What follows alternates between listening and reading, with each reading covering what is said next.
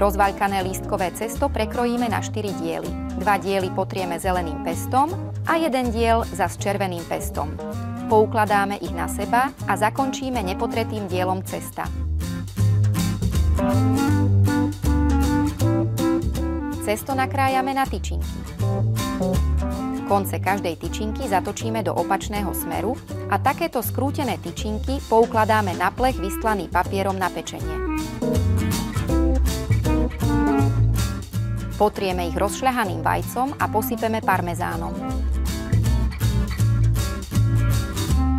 Pečieme v rúre vyhriatej na 200 stupňov Celzia asi 15 minút.